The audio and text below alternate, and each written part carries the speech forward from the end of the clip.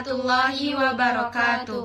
Kami dari kelompok 5 ingin mempresentasikan hasil tugas Bahasa Indonesia kami mengenai sejarah perkembangan, fungsi, dan kedudukan Bahasa Indonesia yang anggota kelompok kami terdiri dari saya, Dina Irnisa. Saya Elia Surya Ramadhani. Saya Rienda Dara Afrillah.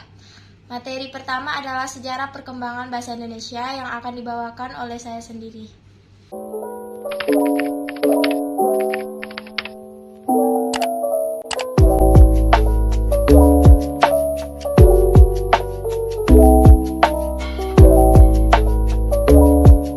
Sejarah perkembangan Bahasa Indonesia.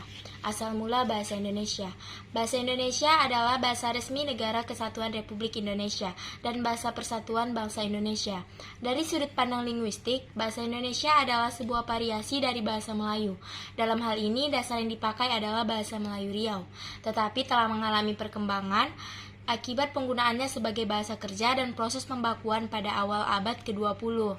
Sampai saat ini, bahasa Indonesia merupakan bahasa yang hidup dan terus berkembang dengan pengayaan kosakata baru, baik melalui penciptaan maupun melalui penyerapan dari bahasa daerah dan bahasa asing.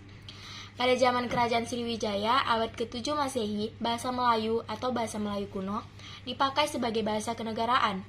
Hal itu dapat diketahui dari 4 prasasti berusia berdekatan yang ditemukan di Sumatera, bagian selatan, peninggalan kerajaan tersebut.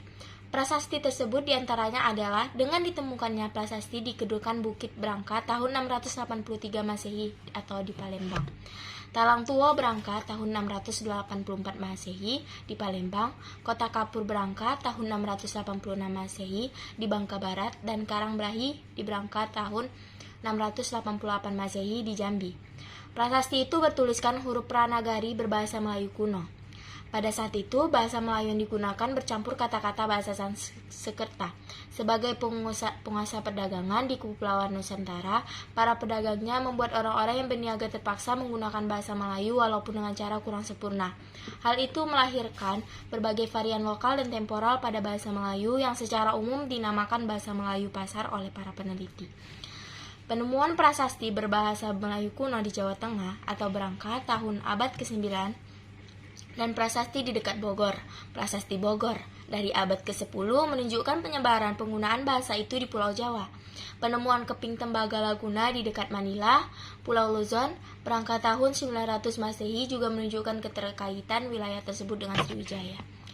Pada abad ke-15, berkembang bentuk yang dianggap sebagai bentuk resmi bahasa Melayu karena dipakai oleh Kesultanan Malaka yang kelak disebut sebagai bahasa Melayu tinggi. Penggunaannya terbatas di kalangan keluarga kerajaan di sekitar Sumatera, Jawa, dan Semenanjung Malaya.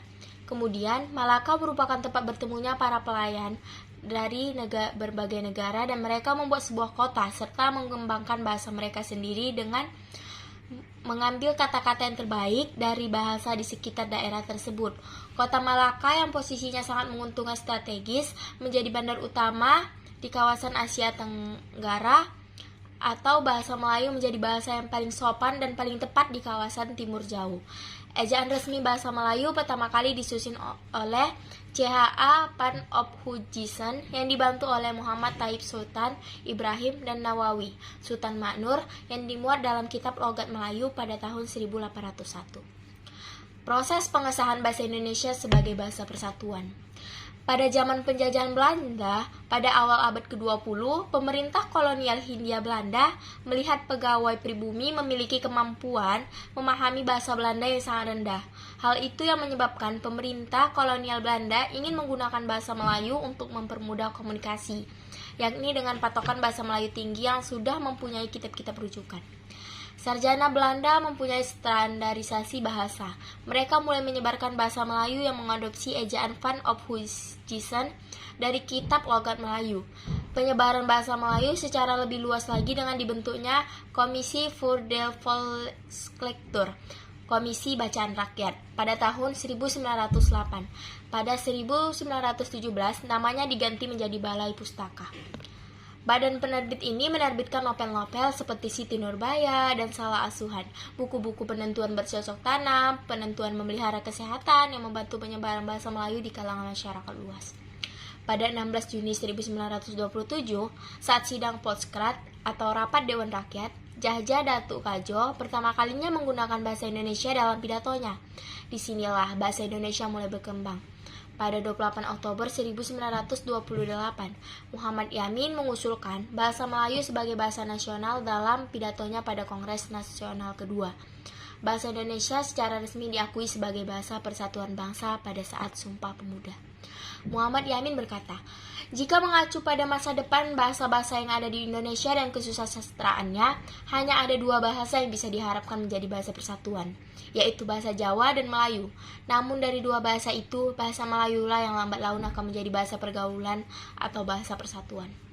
Tahun 1933, berdiri sebuah angkatan sastrawan muda yang menamakan dirinya sebagai Pujangga Baru yang dipimpin oleh Sultan Takdir Ali Syahbana. 3 tahun kemudian, Sultan Takdir Ali Syahbana menyusun tata bahasa baru bahasa Indonesia. Pada tanggal 25 sampai 28 Juni 1938, dilangsungkan Kongres Bahasa Indonesia I di Solo. Kongres tersebut menghasilkan bahwa usaha pembinaan dan pengembangan bahasa Indonesia telah dilakukan secara sadar oleh cendekiawan dan budayawan Indonesia saat itu. Pada 18 Agustus 1945, sehari setelah kemerdekaan, didatangilah Undang-Undang Dasar 1945.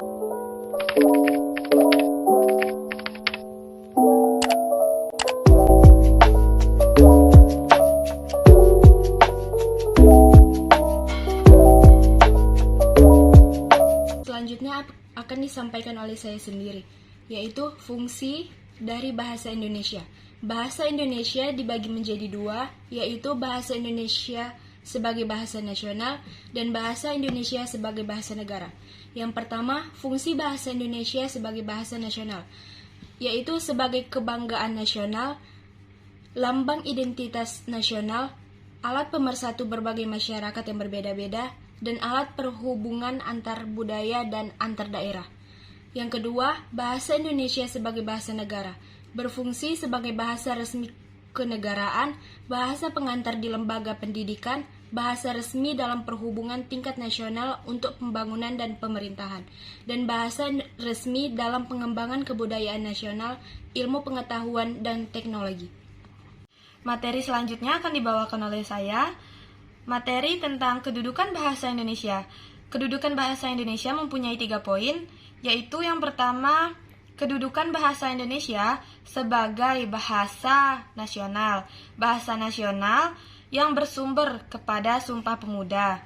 Yang kedua, bahasa Indonesia adalah yang berfungsi sebagai bahasa negara yang bersumber kepada Undang-Undang Dasar 1945. Terdapat juga pada Undang-Undang Nomor 24 Tahun 2009 yang isinya tentang bendera, bahasa, dan lambang negara, serta lagu kebangsaan. Sekian hasil presentasi kami, kurang lebihnya kami mohon maaf. Wabillahi taufiq wal hidayah. Wassalamualaikum warahmatullahi wabarakatuh.